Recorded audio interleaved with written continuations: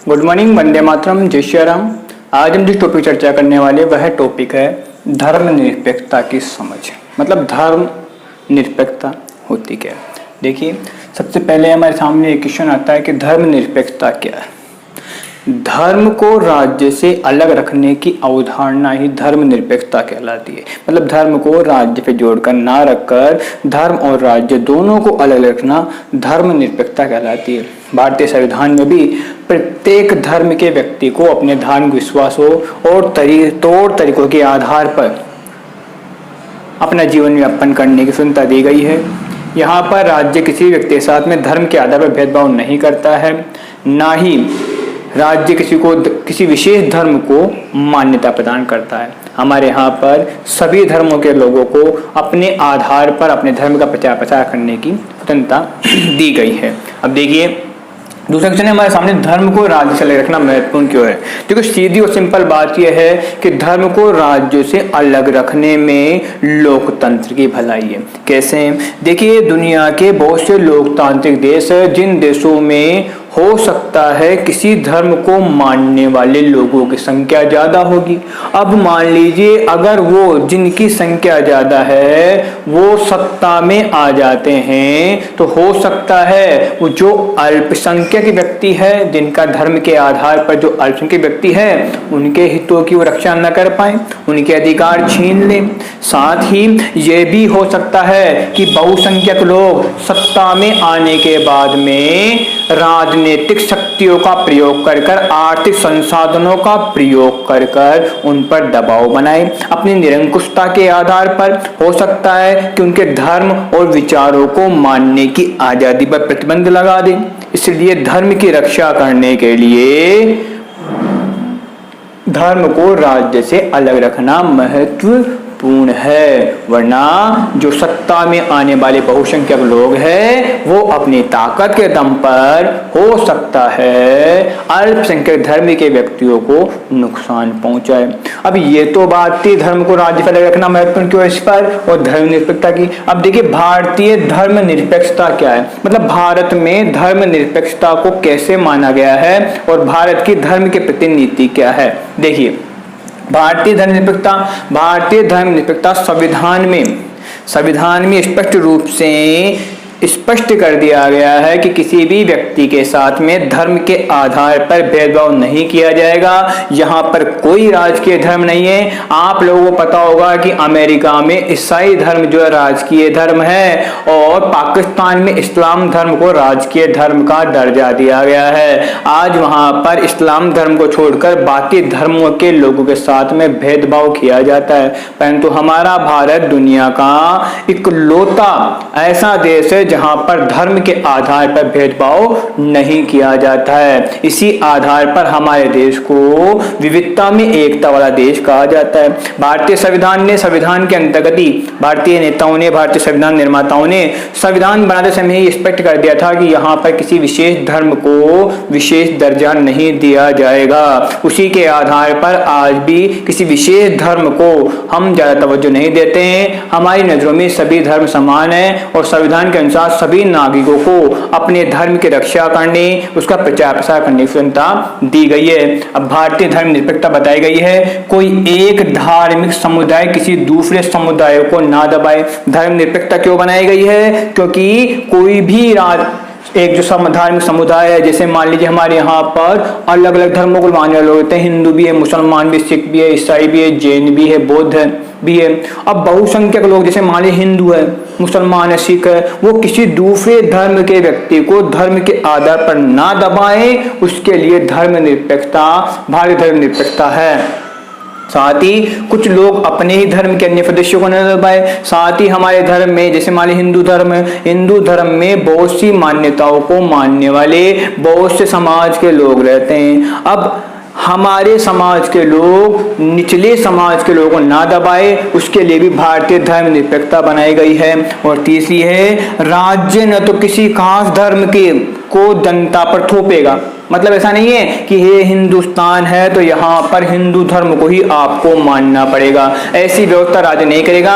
राज्य की नजरों में सभी धर्म समान है, चाहे वो बौद्ध धर्म का हो, इस्लाम धर्म का हो या फिर हिंदू धर्म का हो। राज्य सरकार के द्वारा या राज्य के द्वारा कोई भी योजना निकलती है तो वह योजना सबके लिए समान रूप से मान्य होगी। और दूसरा बताएगा नहीं लोगों की धार्मिक स्वतंत्रता छीनेगा। देखिए हमारे राज्य के अंतर्गत हमारी धार्मिक धर्म निरपेक्षता है, उस धार्मिक धर्म निरपेक्षता के अंतर्गत क्लियर कर दिया गया है कि किसी भी व्यक्ति के ऊपर किसी विशेष धर्म को थोपा नहीं जाएगा और ना ही चाहे वो कितना ही धार्मिक दृष्टि से अल्पसंख्यक हो उसके धर्म को नुकसान नहीं पहुंचाया जाएगा। चाहे वो व्यक्ति पूरे भारत में एक ही हो, उसे भी अपने धर्म की रक्षा करने, अपने धर्म का प्रचार प्रसार करने और अपनी धर्म संस्कृति को आगे बढ़ाने का उतना ही हक दिया जाएगा जितना भारत में रहने वाले और धर्म के लोगों को दिया जाता है। ये कहने में हिंदुस्तान है, यहाँ पर हिंदुओं की संख्या ज्यादा है, फिर भी भारतीय संविधान के द्वारा निर्मित किए गए धर्म निरपेक्षता सिद्धांत के आधार पर राज्य की नजरों में, कानून की नजरों में सभी धर्म के लोग समान हैं, सभी धर्मों को समान दर्जा दिया गया है, किसी विशेष धर्म को यहाँ थोपा नहीं गया है। दुनिया में जहां भी लोकतंत्र है वहां के लोकतंत्र देशों में कोई न कोई राज के धर्म है, परंतु हमारे यहाँ पर कोई विशेष धर्म नहीं है। सभी धर्मों को यहाँ पर समान रूप से मान्यता दी गई है, जिस कारण से यहाँ पर हर धर्म के व्यक्ति अपने रीति रिवाज, संस्कृति और त्योहारों को मनाते हुए विविधता में एकता वाले भारत की विशेषता को सिद्ध करते हैं। देखिए लोकतांत्रिक समाजों में धर्म को राज्य से अलग रखने का सबसे महत्वपूर्ण कारक यह है कि हमें लोगों के धार्मिक अधिकार की रक्षा करनी है। मतलब लोग जिन धर्म को मानते हैं उनके अधिकार की रक्षा करनी है। इसके अंतर्गत किसी भी धर्म के व्यक्ति को दूसरे धर्म में जाने की आज़ादी है, दूसरे धर्म को अपनाने की आज़ादी है और साथ ही उसे अपने धर्म के उपदेशों की व्याख्या करने की भी आज़ादी है। उदाहरण के रूप में जैसे मान लीजिए कोई मुस्लिम धर्म का व्यक्ति या हिंदू धर्म का व्यक्ति हिंदू धर्म या मुस्लिम धर्म के विचारों से सहमत नहीं है, मतलब हिंदू धर्म कोई व्यक्ति है वो हिंदू धर्म के विचारों से सहमत नहीं है, वो इस्लाम धर्म के विचारों से सहमत है, तो उसे निर्बाध रूप से हिंदू धर्म से इस्लाम धर्म अपनाने की आज़ादी दी गई है।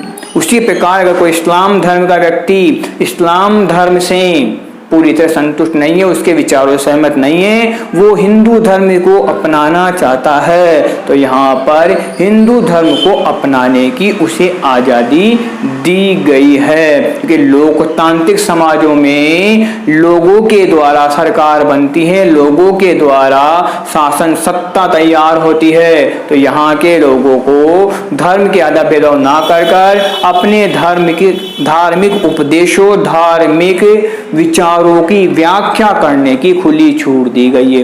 अब देखिए हमारा देश इतना बड़ा है तो इस हमारे देश में भारतीय राज्य धार्मिक दबदबे को रोकने के लिए कई तरह के काम करते हैं, जिससे यहाँ पर हो सकता है बहुसंख्यक व्यक्ति किसी दूसरे अल्पसंख्यक धार्मिक समुदायों पर किसी प्रकार का दबाव न डाले। उसके लिए पहला तरीका बताया गया है वह खुद को धर्म से दूर रखता है। देखिए हमारे देश में जो राज्य है वो अपने आप को धर्म से दूर रखता है। कैसे?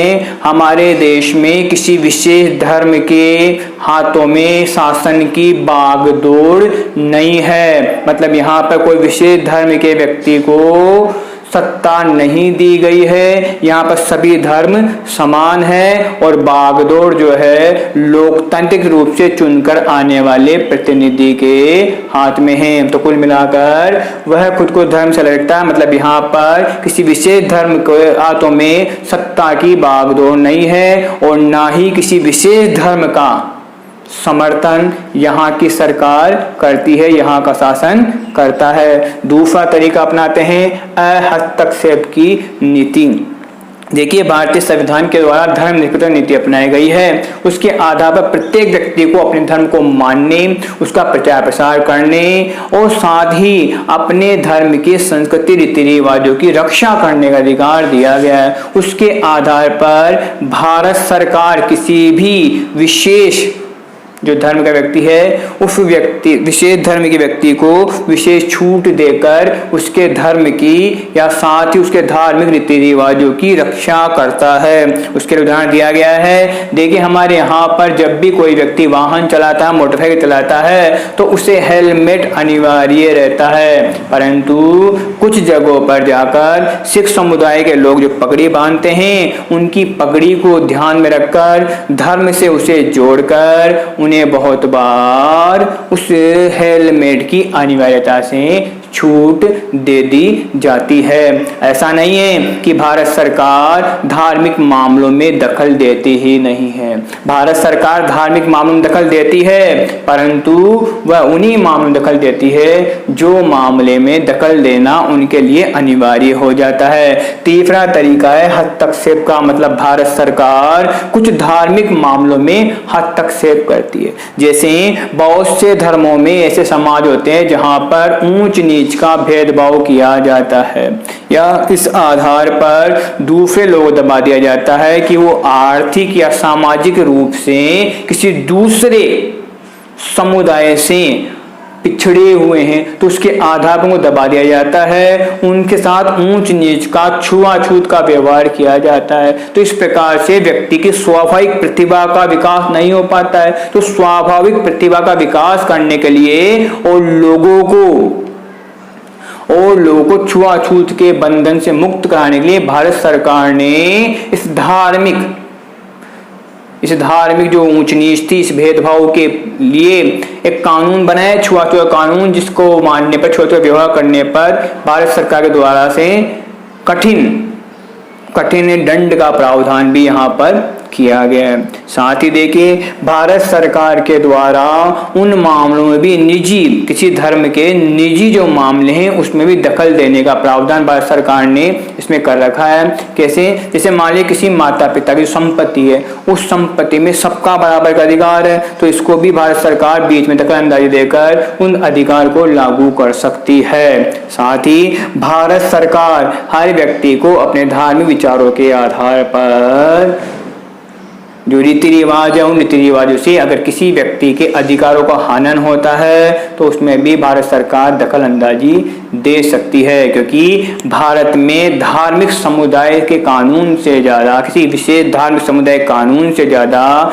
संविधान के कानून को प्राथमिकता दी गई है। तो भारत सरकार धार्मिक दबदबे, मतलब किसी विशेष समुदाय के धार्मिक दबदबे को रोकने के लिए इन तीनों कार्यों कर भारत सरकार धर्मनिरपेक्षता को बनाए रखने का कार्य करती है। भारतीय संविधान सभी धर्मों को अपना प्रचार प्रसार करने, अपने धर्म को आगे बढ़ाने के लिए अपने समुदाय के, अपने धर्म के स्कूल कॉलेज खोलने की पूरी तरह से छूट देता है। अब देखिए, भारतीय धर्मनिरपेक्षता दूसरे लोकतांत्रिक देशों की धर्मनिरपेक्षता से किस तरह अलग है। इसके उदाहरण के रूप में हम अमेरिका का उदाहरण लेते हैं। देखिए, अमेरिका का जो संविधान है वो वहाँ के राज्य व धर्म दोनों को एक दूसरे के मामले में दखल देने की आज़ादी नहीं देता है। मतलब न तो राज्य उनके धार्मिक विचारों में या फिर धार्मिक मामलों में दखल देगा, न धर्म राजकीय मामलों में दखल देगा। अब भारतीय धर्मनिरपेक्षता अमेरिका के धर्मनिरपेक्षता के मामले में दोनों में फर्क इतना ही है, क्या कि अमेरिका का जो संविधान है वो राज्य को और धर्म को बिल्कुल अलगाव की बात करता है, दोनों को अलग अलग रखता है। जबकि भारतीय संविधान के अंतर्गत भारत सरकार धार्मिक मामलों में हस्तक्षेप कर सकती है। अगर किसी विशेष धार्मिक वर्ग का वर्चस्व बढ़ रहा है तो उस वर्चस्व को रोकने के लिए भारत सरकार धार्मिक मामलों में दखल अंदाजी कर सकती है। मतलब भारत सरकार जो है वो धर्म में, अगर कोई धर्म के मामले ऐसे हैं जो किसी लोगों की उन्नति में या उसकी प्रगति में बाधा उत्पन्न कर रहे हैं, तो उस प्रकार के मामलों में रोक लगाकर धार्मिक मामलों में हस्तक्षेप कर सकती है। इसका सबसे बड़ा उदाहरण है, देखिए हमारे संविधान के द्वारा हमें मौलिक अधिकार प्रदान किए गए हैं। वो मौलिक अधिकार धर्म निरपेक्षता पर ही आधारित है। इसलिए दुनिया के और लोकतांत्रिक देशों के मुकाबले भारत की धर्म निरपेक्षता यहाँ के लोगों के लिए बहुत ही सम्मानीय है, क्योंकि